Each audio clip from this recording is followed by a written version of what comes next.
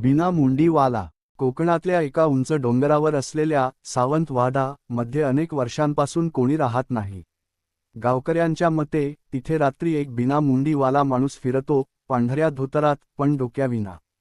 त्याच्या पायांचे आवाज ऐकू येतात, पण तो दिसत नाही किंवा कधी अचानक समोर येतो.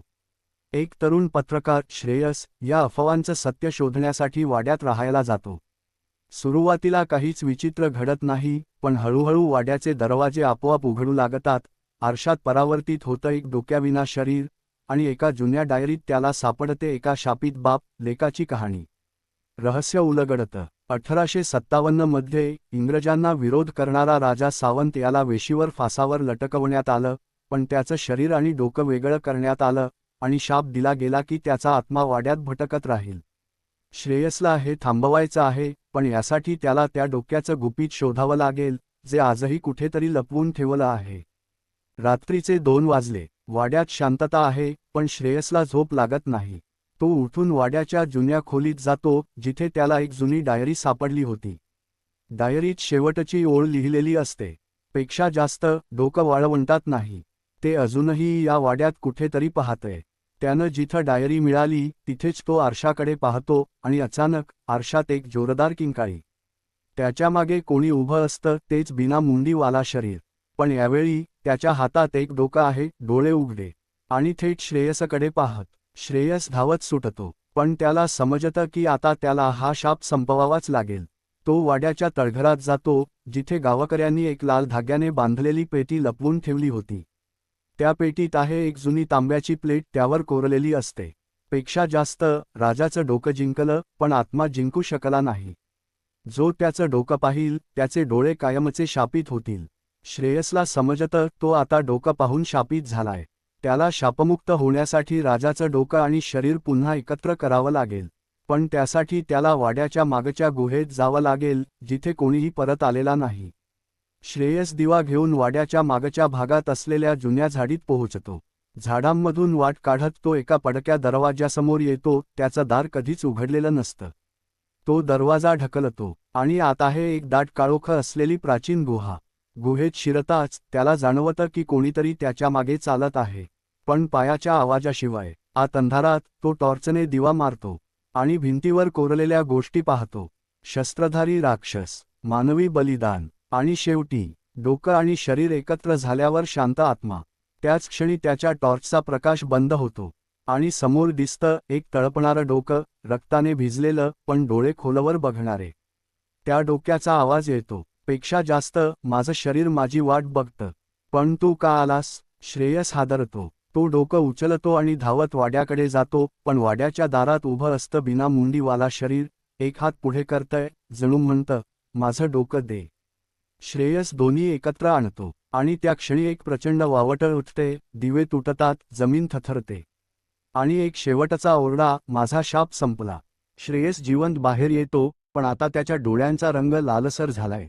कधी तो रात्री आरशात पाहतो आणि त्याला तिथे दिसतो बिना मुंडीवाला, पण आता श्रेयससारखा चेहरा असलेला. श्रेयस परत मुंबईत येतो. सगळं सुरळीत सुरू होतं. त्याचं हॉररवरचं एक यूट्यूब चॅनल प्रसिद्ध होतं आणि तो सावंतवाडा वरील स्वतःच्या अनुभवावर आधारित एक डॉक्युमेंटरी बनवतो. पण नंतर विचित्र गोष्टी घडू लागतात.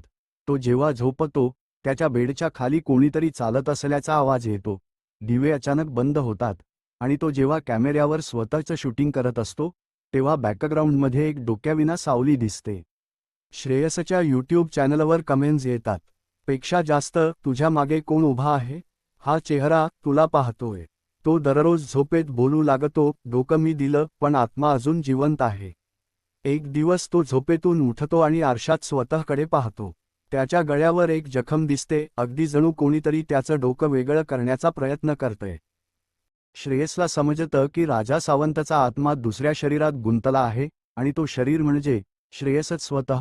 वास्तविक राजा सावंतचा शाप संपला नव्हता. तो फक्त एक नवीन शरीर शोधत होता आणि तो शरीर श्रेयसला मिळालंय. आता सावंतचा आत्मा हळूहळू त्याचं मन काबीज करत आहे. श्रेयस कॅमेरा ऑन ठेवतो, समोर उभा राहतो, थेट कॅमेऱ्यात बघतो, एकच वाक्य बोलतो, पेक्षा जास्त, तो परत आला आहे आणि आता मी तो आहे. आणि कॅमेरा बंद.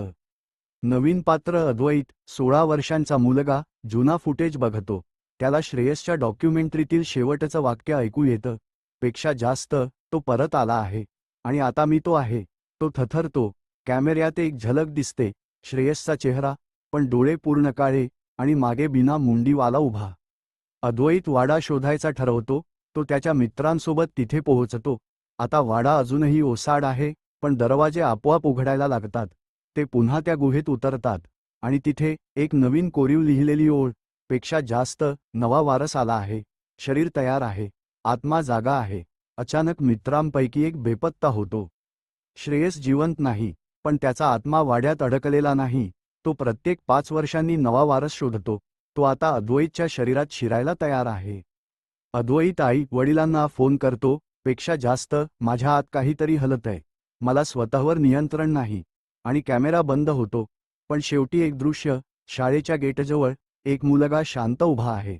आणि त्याच्या मागे, सावली, डोक्याविना. गावात पुन्हा अघोरी गोष्टी घडू लागतात. दिवसा उघड्यावर चालणारी सावली, झोपेत चालत जाणारी माणसं, आणि अंधारात दिसणारे डोक्याविना पायांचे ठसे. अद्वैतचं वागणं पूर्ण बदललंय. त्याला कोणी काही विचारलं की तो हसतो. पण त्याच्या डोळ्यांत इतर कोणीतरी पाहतंय. प्रकट होतं एक जुने रहस्य. एक म्हातारी बाई गावात सांगते, पेक्षा जास्त, श्रेयस फक्त माध्यम होता. पण खरा शाप राजा सावंतचा नव्हता. तो एका अघोरी साधूचा होता, ज्याने मृत आत्म्याला शरीर दिलं. तो शाप आता थांबवायचा एकच मार्ग आहे, जेव्हा शरीर आणि आत्मा दोघंही अग्नीच्या वेदीवर संपवले जातील.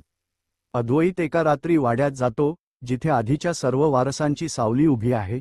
श्रेयस एक बेपत्ता मित्र आणि तो राजा सावंत, सगळे एकत्र सांगतात, पेक्षा जास्त, तूच अंतिम वाहक आहेस. आता तू आम्हाला मुक्त कर. अद्वैत अग्नी लावतो, पूर्ण वाड्याला, आणि शेवटी स्वतः त्या वेदीत उडी मारतो. सकाळी गावकऱ्यांना वाड्याचा फक्त राख झालेला ठसा दिसतो. कुणीच जिवंत नाही. पण एका कोपऱ्यात एक जळालेला कॅमेरा सापडतो. आणि त्याच्या स्क्रीनवर एक शेवटचा मेसेज दिसतो, पेक्षा जास्त, शाप संपला नाही. तो फक्त दुसऱ्या वेळी झोपला आहे. पुन्हा कुणी वाड्यात पाऊल ठेवेल, तेव्हा तो परत येईल.